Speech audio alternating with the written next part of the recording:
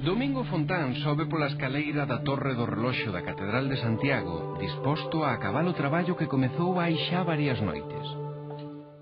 O que tiña que facer Fontán era determinar en que punto exacto da Terra estaba situada esta torre do reloxo da Catedral de Santiago. E para iso botou varias noites observando os astros coa axuda dos seus instrumentos de medición, como a este sextante. Fontán necesitaba coñecer a posición exacta da torre do reloxo na esfera terrestre para ter un punto de partida seguro que lle permitise situar correctamente todos os elementos que aparecerían no seu mapa.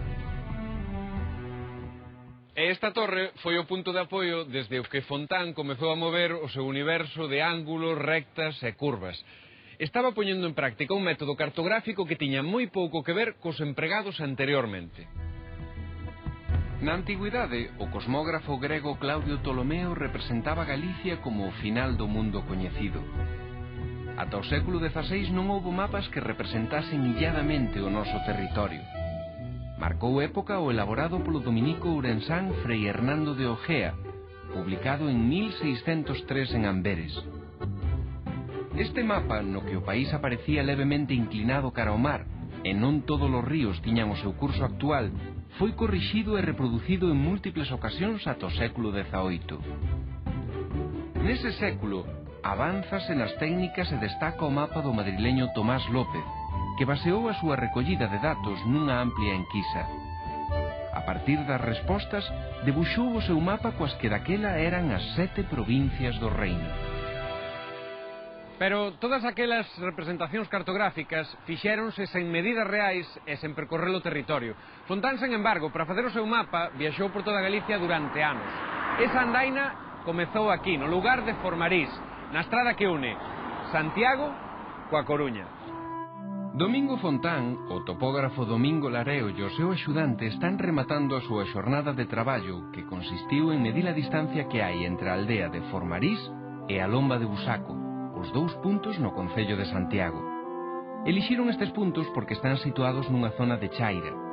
Para realizar a medición levan un instrumental específico, uns listóns de madeira de pinabete vernizados, unha madeira moi resistente que nin hincha nin encolle e que dificilmente torce. Isto é importante para realizar a medición do xeito máis exacto posible. Fontán e os seus axudantes estenden os listóns en liña recta e en posición horizontal, unha tarefa lenta e de precisión. Sumadas todas as medicións, Fontán e os seus axudantes determinan que a recta entre Formarís e Busaco mide 2.291 metros. Ata daquela, as distancias medíanse en varas, pero Fontán, no seu afán racionalista e modernizador, introduciu o sistema métrico que tiña como unidade o metro. Este é un metro, e esta unha vara que ten entre 83 e 86 centímetros. O metro comezou a utilizarse en Francia en 1799, pero en España non foi unha medida oficial ata 1849, 30 anos despois de que Fontán o empregase.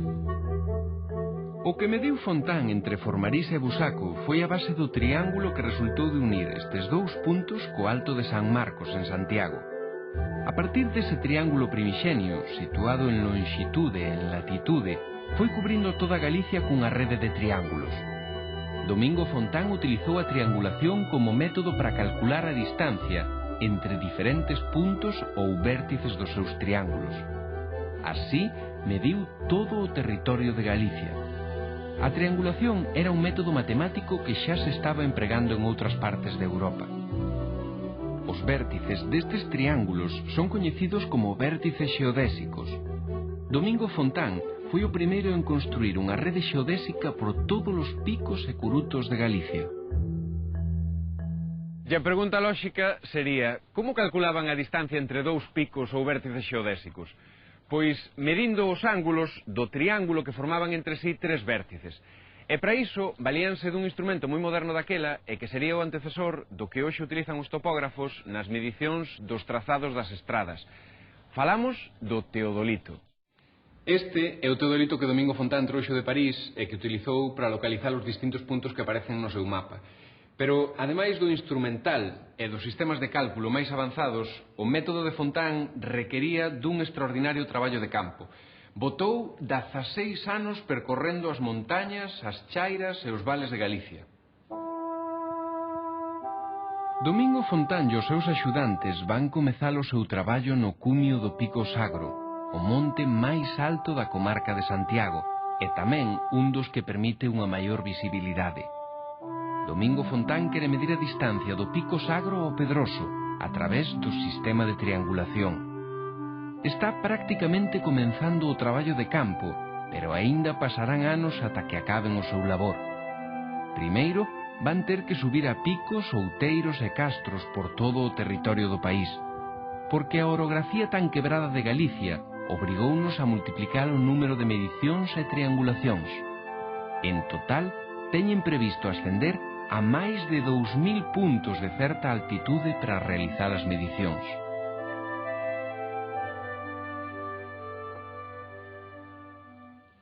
Este cilindro de cemento marca o vértice xeodésico situado aquí, no Pico Sagro, no concello de Boqueixón, moi preto de Santiago.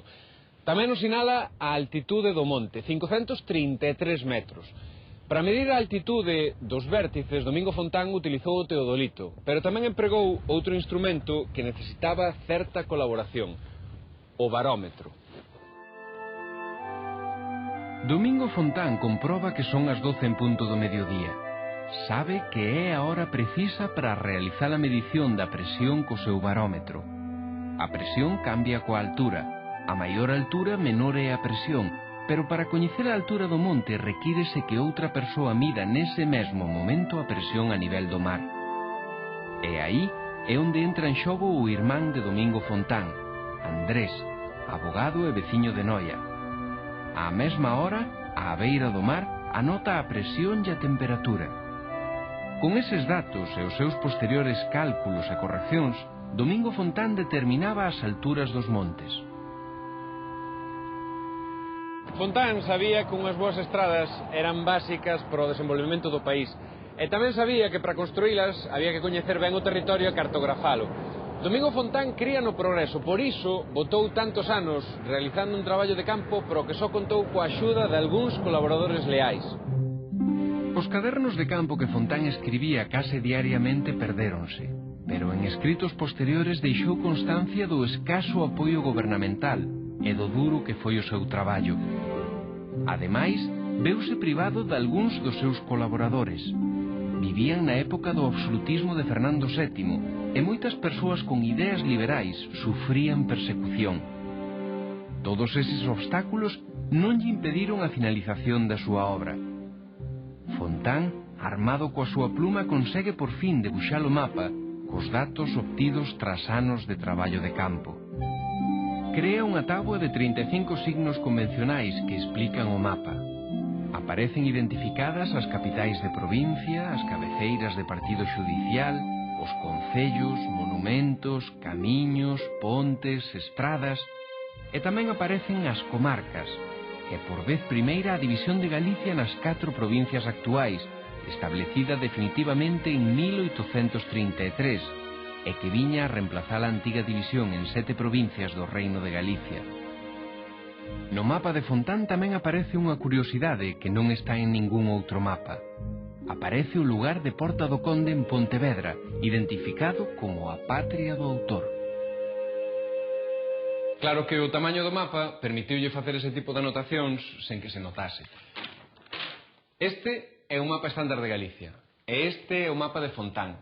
En metros, este mide 1 por 1 e este 2,15 por 2,34. Un tamaño que fixo que Fontán tivese que leválo a París para imprimilo.